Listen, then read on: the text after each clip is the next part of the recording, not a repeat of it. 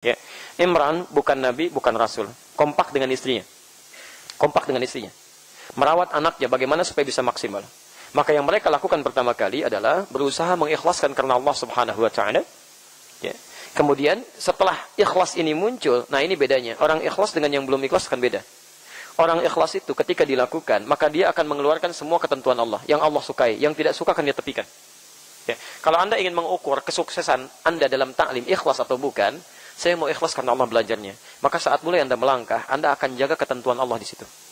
Jalan, tidak mungkin Anda berjalan dengan cara yang tidak disukai oleh Allah. Memandang, tidak mungkin memandang sesuatu yang tidak disukai oleh Allah. Saat Anda ikhlas, cek, Anda saat ta'lim ke sini, Anda memandang apa saja. Anda mendengar apa saja. Orang ikhlas itu akan merasa, karena ikhlas itu menepikan segala sesuatu karena Allah. Melihatnya karena Allah, mendengarnya karena Allah, bicaranya karena Allah, akan dijaga. Termasuk ini, ayah dan ibunya Maryam, Imran dengan istrinya, ketika mengikhlaskan keadaan dirinya karena Allah untuk merawat anaknya, maka diperhatikan betul. Dari mulai kandungannya sampai melahirkannya. Yang menarik ayat 36 itu ketika dilahirkan, falamma wada'at saqalat rabbi inni wada'tuha untha wallahu a'lamu bima wada'at wa laysa dzakaru kal untha. Lihat ujung ayatnya. Wa inni sammaituha Maryama wa inni u'idzuha bika wa dzurriyyataha minasyaitonir rajim. Ketika sudah dilahirkan, menginginkan anaknya sebagai ibadah karena Allah, ini yang paling menarik. Maka mulailah dilakukan segala ketentuan Allah. Ya, mulai diambil, sunnahnya didoakan, dititipkan kepada Allah, dilekatkan dengan Allah.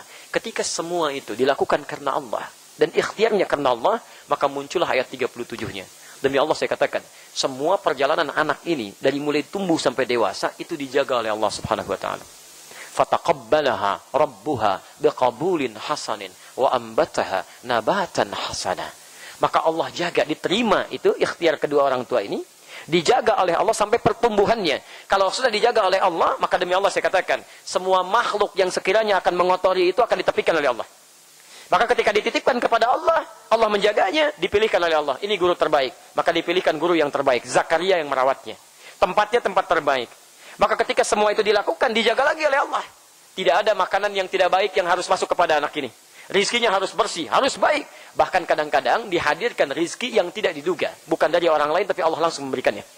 Kullama dakhala 'alaiha, kullama dakhala 'alaiha Zakaria al-mihraba, wajada 'indaha rizqa. Bahkan selevel Nabi Zakaria ketika akan memberikan rizkinya kepada anak ini, karena sudah dititipkan kepada Allah, apa yang terjadi?